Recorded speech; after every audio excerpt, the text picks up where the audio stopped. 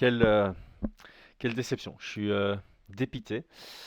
On dit en général qu'une nuit de sommeil, ça permet de calmer les émotions, mais là, la nuit de sommeil a plutôt envenimé la, le côté dépité. Je suis vraiment triste de ne pas avoir eu l'opportunité de voir ce très beau combat entre Marianne et Saladin Parnasse. Donc on va faire les choses dans l'ordre, on va essayer de structurer la vidéo. Premièrement, le contexte. Le contexte tel qu'on le connaît, c'est bon, Saladin Parnasse était monté en lightweight, il était champion intérim des lightweight, il devait affronter Marianne Zurokowski, je vais jamais dire son nom de famille ici. Il devait affronter Marianne euh, pour devenir double champion incontesté, en tout cas tenter de le devenir. Et une demi-heure avant le combat, on apprend que Marianne s'est blessée à l'échauffement et que le combat a été annulé. Je continue plus loin dans le contexte. Le KSW a décidé de rendre la ceinture, ou de donner la ceinture plutôt, à Saladin Parnasse, qui devient donc officiellement double champion incontesté featherweight et lightweight, sans battre Marianne. Alors, ça c'est la réalité, ça c'est le contexte. Premièrement, ce qu'il faut comprendre, et je pense que c'est par là que je vais commencer, je vais donner tout mon soutien et tout mon support à Saladin Parnasse, à Hatch, à Templier, à tous ceux qui ont fait le déplacement, à tout son camp, parce que c'est compliqué, c'est difficile comme situation. Ce qu'il faut bien comprendre, les gars, c'est que il y a des sacrifices, des efforts qui sont inconcevables pour monsieur, madame, tout le monde. C'est énorme, tout ce qu'on investit, même financièrement, temps, effort, sacrifice relationnel, tout y est pour ce genre de combat. Ça allait être un combat de dingue. Saladin Parnasse contre Marianne, j'ai vu des Polonais commenter que c'était le combat qu'ils attendaient le plus sur cette carte, qui était une énorme carte. Colosseum 2, c'est la deuxième fois que le KSW allait là. Plus de 50 000 places vendues dans un stade. C'est le KSW qui allait être probablement le plus regardé euh, par des téléspectateurs. Donc il y avait une hype autour, il y avait de quoi se faire un gros nom, de se faire remarquer à l'international. Et c'est clairement une opportunité qui tombe à l'eau. Donc la frustration, elle doit être énorme. Et clairement, le fait de devenir champ incontesté comme ça, c'est pas une compensation, c'est pas il n'y a pas de satisfaction pour Saladin. On l'a vu dans les interviews, euh, c'est pas quelque chose qu'il a envie de célébrer. En tant que compétiteur, tu n'as pas envie de gagner comme ça. C'est triste à dire, c'est la réalité, mais je suis assez persuadé que si tu proposes à Saladin de défendre cette ceinture le 15 juillet, au prochain KSW, ou de combattre contre Marianne dans 2 mois et demi, il va choisir la deuxième option. Il s'est préparé pour prendre la ceinture à Marianne. C'est ça qu'il voulait faire, et pas sur un forfait, en le battant net dans la cage. Alors c'est aussi très important de distinguer. Sur Tapologie, sur Sherdog, ce ne sera pas une victoire pour Saladin et une défaite pour Marianne. Ce ne sera pas rouge et vert, ce sera gris. Ce sera combat annulé. Donc, il, a, il prend la ceinture parce que en tant que champion intérim, quand la ceinture, la vraie ceinture, la ceinture du champion est laissée vacante, le champion intérim devient automatiquement champion. S'il n'était pas champion intérim, on aurait dû avoir un combat pour la ceinture vacante. Euh, Pourquoi est-ce que la ceinture est devenue vacante? Parce que ça arrive souvent, même à l'UFC, quand un champion est incapable de défendre son titre, pour quelque raison que ce soit, généralement pour une succession de blessures, le titre est laissé vacant. C'est arrivé ultra souvent quand tu as un champion qui combat plus pendant un an. En général, on fait un titre intérim, mais à l'image de Dominic Cruz, par exemple, quand il est incapable de combattre pendant 2 ans, ben, on lui retire son titre parce qu'il est incapable de le défendre et du coup il y a un autre champion. Et en général, quand ce gars-là revient, c'est souvent pour la ceinture, mais pas spécialement. Donc voilà, ça, premier point. Gros soutien à Saladin et son coin parce que ça doit être affreux et émotionnellement difficile. Tu as fait toute la préparation, tu prends une semaine pour aller en Pologne et tu as vraiment ce goût de bah, j'y suis allé pour rien. Vraiment, ça doit être extrêmement difficile à vivre. Donc la première pensée, c'est ça.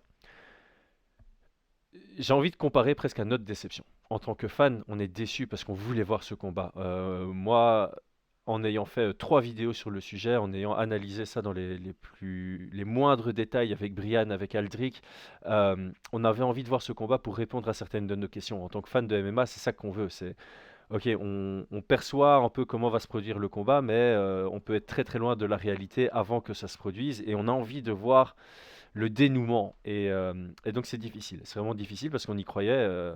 Voilà, quand les deux athlètes sont pesés au poids, tu considères que le combat va avoir lieu. Et donc le fait que ce soit pas le cas, c'est compliqué. Sujet d'après.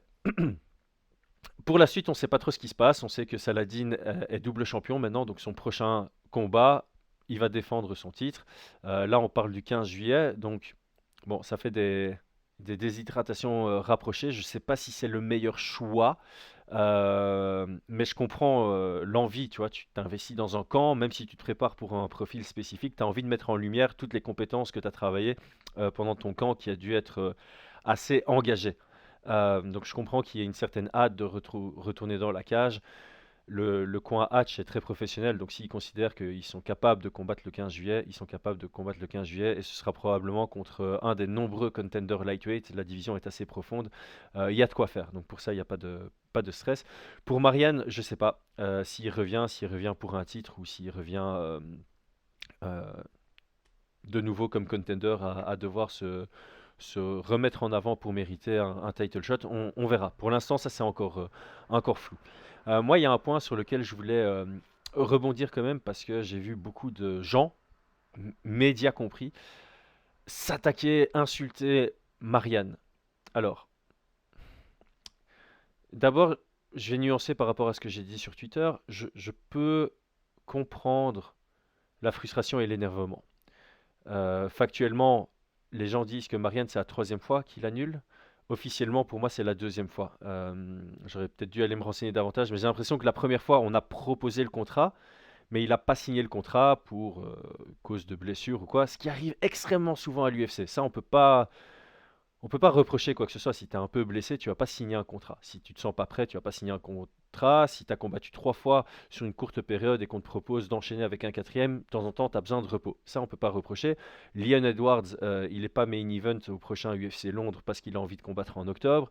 Ça arrive maintes et maintes fois. Tant que tu signes pas le contrat, on peut pas parler d'annulation ou de combat postposé. La fois dernière, il a vraiment annulé pour blessure. Et cette fois-ci, bah, il annule à 30 minutes. Donc, je comprends que certains se disent, ouais, c'est pas une coïncidence, blablabla. Les gars, on parle du champion KSW qui a défendu 3 fois son titre, qui a une trentaine de combats professionnels dans sa carrière. Euh, on peut pas parler de crainte. On peut pas spéculer sur de la crainte ou de la peur ou je ne sais quoi. C'est quelqu'un qui est déjà rentré dans cette cage maintes et maintes fois. Il est déjà rentré dans cette cage dans des gros combats pour le titre du KSW.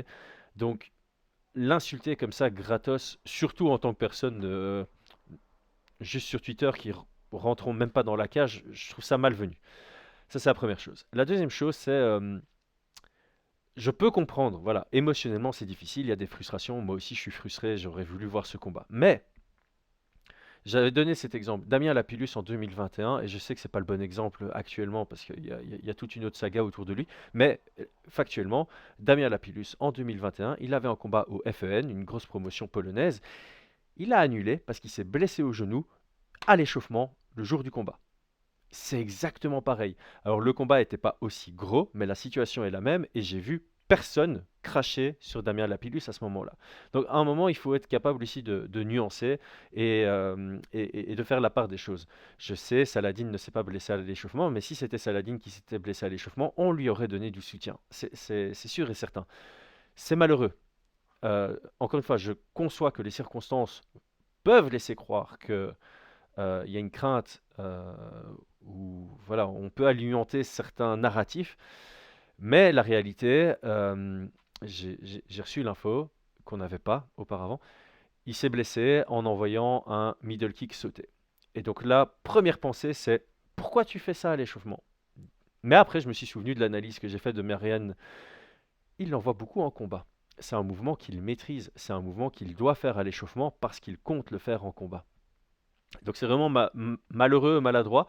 On aurait pu dire, hein, moi, avant d'avoir cette info, j'étais quand même un peu en train de nuancer en disant, il mérite pas les insultes, mais on pourrait dire manque de professionnalisme. Pourquoi? Parce que normalement, si tu te blesses à l'échauffement, c'est soit que tu as fait un mouvement que tu maîtrises pas, et du coup tu te blesses. Donc ça, c'est un manque de professionnalisme. Soit c'est une blessure de surentraînement. Tu étais surentraîné pendant ton corps lâche au moment de l'échauffement parce qu'il y a le stress qui monte. Manque de professionnalisme parce que tu dois bien gérer ton entraînement, ça fait partie de ton statut de professionnel. D'ailleurs, c'est marqué dans les contrats, tu dois venir bien préparé, tu dois être venir prêt à combattre. Si tu es surentraîné, ça va à l'encontre de cette clause du contrat. Soit c'est une stress fracture, comme on dit, donc c'est encore une fois un excès de fatigue qui t'amène à ça, donc mauvaise gestion du camp. Soit la fatigue due liée au cut, mais encore une fois, ta déshydratation, ça fait partie de ton rôle en tant que combattant. Donc j'étais parti sur une nuance en disant, oui, on ne peut pas l'insulter, on peut éventuellement critiquer un certain manque de professionnalisme. Ici, il semblerait que ce soit vraiment une mauvaise coïncidence, de la malchance. Et on doit le prendre au mot, ça vient de son camp d'entraînement directement. Donc c'est vraiment sur un mouvement, son genou a craqué à l'échauffement, et bah, tu rentres pas dans une cage blessé parce que c'est un combat. Tu vois, tu te blesses à l'échauffement au football, tu montes pas sur le terrain, tu te fais remplacer. C'est moins grave parce que tu te fais remplacer. Ici, malheureusement, tu peux pas te faire remplacer en dernière minute, donc on doit vivre avec cette déception. Donc, évidemment, je sais que je vais me faire critiquer pour ça parce qu'on va dire que je suis pas neutre, alors que justement, je trouve que ça, c'est être neutre. J'ai exprimé mon empathie envers le camp de Saladin. Je pense qu'il y a une certaine empathie aussi à avoir pour Marianne, parce que pour lui, ça doit être aussi difficile émotionnellement. Il s'est préparé également. Il est arrivé au combat. Il se blesse à l'échauffement. Les gars, pensez bien que c'est pas prémédité. Si tu veux pas ce combat, tu cherches une excuse avant de signer un contrat et voilà, tu esquives, tu dis ouais, finalement, je prends ma retraite. Enfin, peu importe, tu trouves un truc si tu veux pas ce combat. Tu le fais pas à l'échauffement parce que tu sais que le monde va se retourner contre toi. Voilà, c'est comme, je vois pas en quoi il aurait prémédité ça ou que sais-je, ou pris peur alors qu'il a une expérience étendue en MMA à très haut niveau. Donc c'est triste, c'est difficile, c'est frustrant, ça fout la rage. Mais c'est pas une rage qu'il faut diriger vers lui. Surtout que c'est déjà arrivé par le passé. C'est déjà arrivé à d'autres par le passé. C'est extrêmement rare, mais on a déjà eu des annulations à l'UFC pour tout genre de raisons. Il y a des mecs qui ont fait des malaises dans les vestiaires à l'échauffement. Il y en a qui se sont blessés pendant l'échauffement. J'ai cité Damien Lapillus, c'est déjà arrivé à un Français contre un Polonais. C'est rare, ça arrive. Ça arrive, c'est malheureux. Voilà, c'est tout. Bref, c'est tout ce que j'ai à dire. Donc, résumé de la situation. Malheureusement, on n'a pas eu droit à ce combat. C'est frustrant, ça fait mal. Saladin devient le double champion. C'est pas une satisfaction pour lui, on le sait. J'espère qu'il va trouver une satisfaction en défendant ce titre la prochaine fois, mais je pense que dans sa tête, il va vouloir combattre Marianne à un moment de sa carrière pour prouver qu'il était meilleur que lui et qu'il lui aurait pris la ceinture de manière complètement, j'ai pas envie d'utiliser le mot légitime, mais comme on souhaite prendre une ceinture à quelqu'un. Bref, on va devoir faire avec. On espère de tout cœur que Saladin et son camp disent, OK, dans 5 semaines, pour le 15 juillet, on est capable de faire un cut, on est capable d'être en forme optimale, on prend le prochain contender, comme ça, on met ça aux oubliettes et on part de l'avant. C'est tout pour moi aujourd'hui. Merci à tous. C'était Chris sur Fight Minds. À très bientôt.